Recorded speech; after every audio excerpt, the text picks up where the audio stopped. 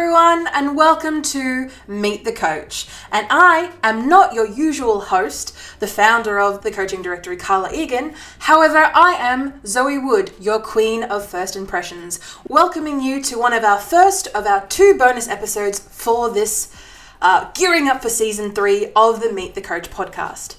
Don't worry, I won't be jabbering for long, but essentially what we'll be doing over these bonus episodes is revisiting some of our previous coaches who are dropping wisdom nuggets. Wisdom nuggets? Is it? Yeah, that's what I'm calling it. I'm calling it wisdom nuggets to be able to drop some expert wisdom nuggets and be able to have you guys refresh on what we've done in the previous 2 seasons of the Meet the Coach podcast. How Carla has been interviewing the coaches of the coaching directory and showing you what is possible with the power of coaching. First, we start off with Caroline Apostolou of Inspired to Nurture. She is a health and well-being coach that works with mothers. And the mothers that she has in her group were having difficulty adapting to COVID life and restrictions and lockdowns. And how their routines and all the work that they did, especially mothers who have been trying to build a routine for their family, had to adapt during COVID times. This snippet is talking about what they learnt and also tips and tricks that you can use in your own life when adapting to change, and also maybe making changes for yourself and your family and also your routine into the new year. You do help busy mums, but busy mums are also in the corporate world, and I know that you're already running mental health workshops for employees that may be experiencing some stress or some anxiety, some uncertainty, particularly around things that may be happening in their life, but in the world as well. Can you just share a little bit about what you're doing in that space, Carolyn, and who you're helping, and how's the feedback being received in what you're delivering? Well, having lived in Melbourne, the lockdown capital, for the last 2 years, I really know firsthand the challenges, and not only trying to work, but also trying to homeschool 4 kids. I mean, it was crazy times, and some days were really out of control and other days, thankfully, were far smoother. My husband is still working from home, even though the kids are now back at school. So there's been a lot of challenges and changes to our patterns. And that provided an opportunity to reach out for me to employers that I knew and to offer some health and wellbeing workshops specifically for their staff on how they could support their staff and manage their mental health whilst they were working from home. And a lot of this information was just creating a workspace that's different from their sleep area, to make sure that they moved their body and they maintained all the things that brought them joy prior to the lockdowns that they could still do. So really encouraging them to still go out for a run or do an online workshop, and to really look at nourishing their bodies with good food, because we can all fall into the trap when we're working from home and the pantry's just over there, to be constantly snacking and moving to the pantry or to sugary snacks and things like that. So the workshops were very well received. As you can imagine, the employers loved to be able to be seen to be supporting their staff, and I think the staff really appreciated the reminder of a lot of the tips and the strategies that I was sharing with them. And I got lots of comments like, when can Carolyn come back? And I have been back at quite a few of those companies running other workshops on resilience, on sleep techniques, on just parenting, and all sorts of things. So I really love that opportunity to connect with the corporate workers, who many of those are busy mums and dads who just needed a refresh on some health and wellbeing. And now on to our next coach. Our next coach is Dr. Simone Bohr of A Fresh Approach Coaching and Consulting. She is a business coach, and her tidbit is going to give us brain hacks. She's going to break it down for us because she is a very smart coach, and I'm going to let her and Carla lead us in. You touched on the key word that I'm keen to dive into, which is the brain hacks, right? And you mentioned that you got this toolkit on the side. Can you share with us, if it's appropriate, what are some of these tools that you talk about? Can you give us an example of a brain hack that perhaps you've helped somebody else with? Yeah, not a problem. So before I tell you what a brain hack is, I'll give you the lead up to a brain hack. Now, our brains are lazy creatures, absolutely lazy. And if our brains can take a shortcut, it will. And the reason for that is our processing within our brains requires an incredible, intense amount of power from our body.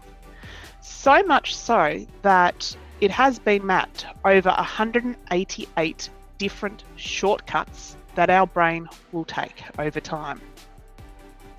So if you think about that, 188, that's a lot of shortcuts that our brain takes.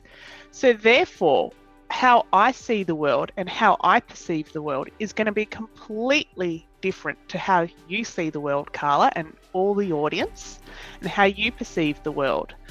And any type of experience, I will see it differently, and you will see it differently. You will have your own truth, I will have my own truth. But the question is, what really is a truth as such? So these brain hacks are designed to basically cut through the shortcuts that your brain has made. And these shortcuts have been with us since basically we've been born and as the world forms around us. So these brain hacks, or the tool sets that I have, is aimed to cut through those shortcuts that our brain has made of the way that we view and we experience the world. And a really simple one of what a brain hack tool is visualization. So it's a meditation, for example, and what we do is we drop our beta brainwaves into our alpha brainwaves, and that opens the gateway to our subconscious. Now, the really interesting thing is we think we are consciously making decisions all of the time, but we're not. 99% of our decision making is actually made subconsciously.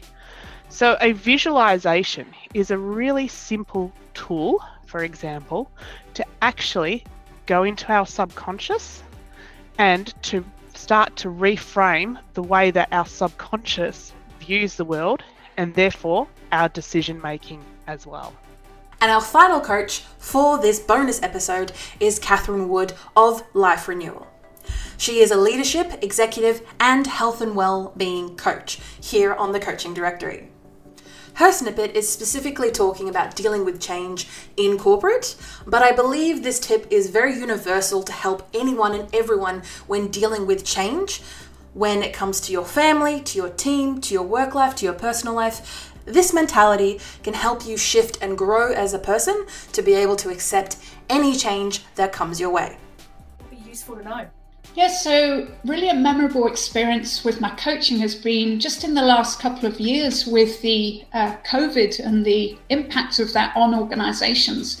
And I've been coaching leaders, and this particular leader I was coaching, she was very frustrated and overwhelmed with the change and uncertainty taking place in the organization, and particularly within her team. And before she'd begun coming to me for the coaching, she really had this frustration about, why is this happening? Why is it happening to her and her team and the organization? And she didn't know really how to support her team.